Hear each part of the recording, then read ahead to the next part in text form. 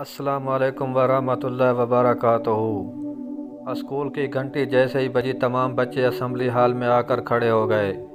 دعا کے بعد تمام بچوں نے بآواز بلند قومی ترانہ پڑھا اور پھر اپنی اپنی کلاسوں میں چلے گئے۔ ابھی کلاسز میں پڑھائی کا آغاز ہوا ہی تھا کہ اچانک پورا اسکول فائرنگ سے گونج اٹھا۔ 16 دسمبر 2014 کا دن پوری قوم کے لیے تاریخ کا سیاہ ترین دن ہے، جسے قوم کبھی نہیں بھلا سکے گی۔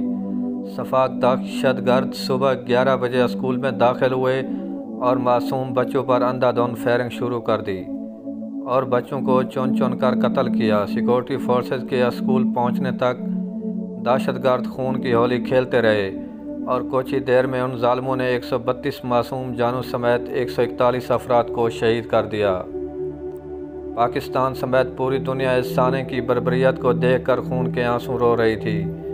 واقعے کے بعد ہر طرف خون اور معصوم بچوں کی لاشیں بکھری ہوئی تھیں، اور اگر پیچھے کچھ بچا تھا تو صرف شہید بچوں کے والدین کی آہیں اور سسکیاں تھیں۔ اسکول کے در و دیوار دہشت اور ہولناکی کی دردناک کہانی بیان کر رہے تھے۔ دہشت گردوں نے اسکول میں درندگی کی ایسی مثال قائم کی کہ انسانیت بھی شرما جائے، لیکن سلام ان معصوم شہداء کو جنہوں نے اپنی جانوں کا نذرانہ پیش کیا، ان شہداء کے لواحقین کو جن کے بچے اسکول تو گئے لیکن واپس گھروں کو نہ آئے۔ سلام ان بہادر اساتذہ کو جنہوں نے بچوں کو بچانے کی خاطر اپنی جان قربان کر دی، بالخصوص پرنسپل آرمی پبلک اسکول تیرا قاضی کو جنہوں نے فرض شناسی اور بہادری کا مظاہرہ کرتے ہوئے جان قربان کر دی لیکن دہشت گردوں اور بچوں کے بیچ میں دیوار بن کر کھڑی رہیں۔ ثانیہ آرمی پبلک اسکول کے بعد ہر آنکھ اشک بار تھی۔ پاکستان سمیت پوری دنیا اس سانے کی بربریت کو دیکھ کر خون کے آنسو رو رہی تھی۔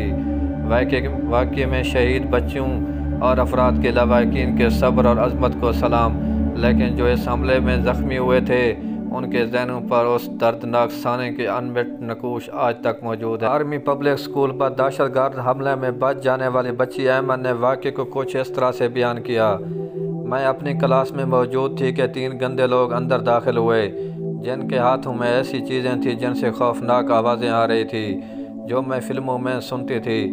وہ لوگ کسی اور ہی زبان میں چیخ رہے تھے۔ اسی دوران میری ٹیچر نے مجھے کہا، اپنی ڈیسک کے پیچھے چھپ جاؤ اور جب تک میں نہ کہوں باہر نہیں آنا۔ ایمن نے بتایا ہے کہ کچھ دیر بعد میں نے بچوں کی درد بھری چیخوں کی آوازیں سنیں اور میں نے اپنی آنکھیں بند کر لیں کیونکہ مجھے کچھ سمجھ نہیں آ رہا تھا کہ کیا ہو رہا ہے، لیکن بچوں کا خون دیکھ کر بہت ڈر گئی اور ڈیسک کے پیچھے بہت دیر تک چھپی رہی۔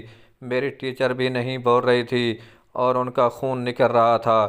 ایمن نے معصومیت بھری آواز میں بتایا، نہیں معلوم کہ کتنی دیر تک ڈیسک کے پیچھے چھپی رہی، لیکن کافی دیر کے بعد ایک اچھا انسان اندر داخل ہوا اور میری طرف ہاتھ بڑھاتے ہوئے کہا کہ ڈیئر باہر آ جاؤ، اب تم محفوظ ہو۔